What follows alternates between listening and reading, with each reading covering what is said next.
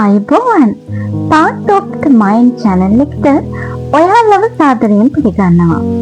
මම දිල්රුක්ෂි රත්නායක.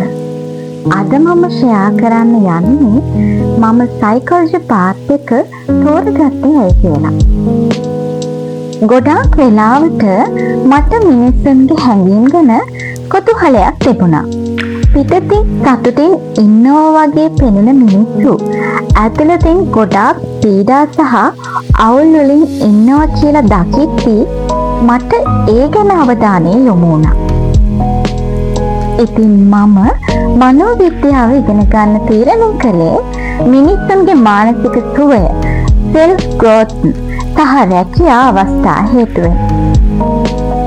අද ලෝකයේ stress, anxiety, overthinking මේවා සාමාන්‍ය වෙලා. හරි ගයිඩන්ස් එකක් ලැබුණොත් ජීවිතය ලිටරලි වෙනස් වෙන්න පුළුවන්.